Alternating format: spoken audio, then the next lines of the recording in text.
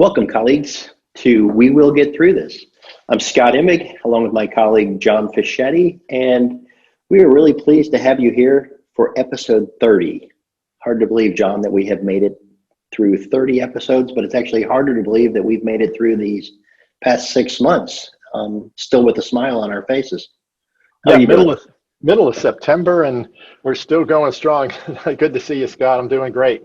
It's Friday here in our part of the world, and I think we were reflecting, Scott, on how to finish season one. We'll be back with season two soon, but we'll finish season one off on episode 30.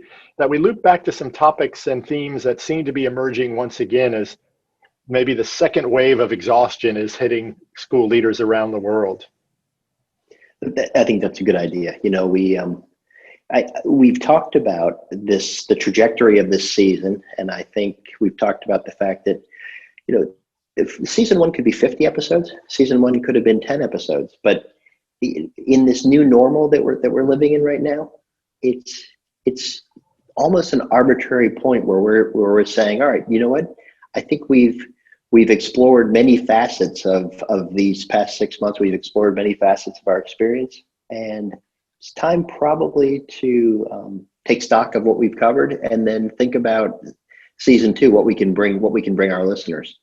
So, John, when you think back on the prior 29 episodes, and you think about the in many ways the uncertainty that surrounded everything around those first few episodes and where we've come, what are your big takeaways from this experience? Yeah, I think it's so many opportunities to interact with people around the world. But if we go to our title, we will get through this, and we're convinced of this. We know we will. But I think it comes back to, for our leaders, they've got to get through this. You've got to get through this, great colleagues out there. You've got to find the way to sustain your positive energy that brought you to education to begin with, or whatever industry you're in. But you're going to have to take care of yourself even better, because the current normalcy that we're in, which will be the heart of our season two, is we're not just getting used to this thing now, that it's a reality. For the foreseeable future, this is our reality. Coping with, on a daily basis, the pressures, anxieties, stresses, and opportunities that come when the globe is facing what it is. And so many of our colleagues are in countries where the numbers are back up. In Spain and Portugal, it looks like we're back to March levels of infections. In the US, they're attempting to open, but with all the warning signs that the Labor Day holiday is just going to create this surge of new cases, and they could be back in March and April numbers soon. And in Australia and New Zealand, we're attempting to negotiate this normal by dancing around one another as we interact with them, and keeping our distance, but trying to carry on. So I think the big takeaway is, how do we help our leaders sustain themselves? Because if they can be okay, bring that positive mojo to their daily grind, then I believe we can be okay, and we will get through this. I love that concept, and I think that epiphany of the realization that when we say we will get through this, those of you who are listening, we're talking about you. It's not just your staff, but it's that idea that you need to be and remain the engaged, focused, excited leader that you are, and everybody's feeding off of your energy. So it's how do you maintain that? How do you come in every day and be the dynamic leader that you were pre-pandemic? And in fact, how do you rethink your leadership? This is, as we've talked about many times, that perhaps that's one of the big takeaways from this, is the fact that this has been, for many people, many organizations, many schools, an opportunity to reinvent. Yes, and I think many of the policymakers and leaders that are trying to protect their political base during this time, because there's no way they signed up to guide us in a pandemic, and they're trying their best, but quite often now coming up a bit short, either because it's going to take huge more amounts of money than actually we have in the coffers, or it's going to take political will. That means you might not get reelected because you're going to have to do something that actually keeps people in their homes a while longer than was intended to begin with. And our colleagues in Victoria are living that now, and in other parts of the world. Even Boris had to say, I'm sorry, the other day, because he's locking back certain parts of the UK for a while. That reality means it's going to take educational leaders who can speak with a moral compass right on their sleeve about what's right for kids. And I'm worried because it seems like in some places the doubling down again of really silly policies that are returning to the basics, or putting extra rigor on top of rigor for rigor's sake, as opposed to really looking at learning and opportunity for kids. Scott, I got to visit a school around Newcastle the other day with one of our leaders on this campus, and we had 5 young people share with us their vision for their futures. And they are so switched on and so excited, as your own children are, to their future. But they're looking for adults, and particularly school leaders, to signal that they will be okay through this because we got their back. So, as we return to that, climate change probably is the #1 issue that we face. And if you look at even with carbon emission about down for the last few months, the rate of growth is still creating warmth. And China is about to turn on, if it hasn't already, all their polluting industries, as are most of the countries in the rest of the world, creating even this less regulated environment for the future of the planet. So that, in fact, all the issues we went into February and March with are still there. And kids want that to be taken seriously. And they want the social change issues that have emerged in the last few months to be taken seriously. And they're looking for schools and school leaders to make sure that we don't ignore the relevancy of this time and go back to this almost obsolete way of studying the past instead of the future in some respects. It's wonderful. And that is the opportunity of our listeners. I mean, our listeners are the ones right now. You are the ones who are in the positions where you have the ability to reinvent your school, the focus of your school. You have the ability to say, these major global issues that have been confronting us, that continue and that are not going away, the issues that your students are passionate about, you have the opportunity to infuse those into your curriculum. And we've talked about this multiple times, about the fact that we have, when policymakers sit around and talk about our standards and our curriculum, it's focused on those core subjects that it's always been focused on. And what a novel idea to think about. How could we actually bring in some other important life skills into that? What about the idea of wrapping everything around this notion of care, as we've talked about? There would be no harm. You'd have no parents, you'd have no staff who would balk at this notion of, from the time kids enroll in kindergarten until the time they walk out the door in year 12, we're going to see that we actually teach them what it means to care for others, to care for themselves, to care for strangers, to care for the planet. We have opportunities right now, and this is not the time to retreat into what you said of doubling down on those practices that reward the 20 or 30% of Australians and reward the 20 or 30% of citizens worldwide and leave the rest behind.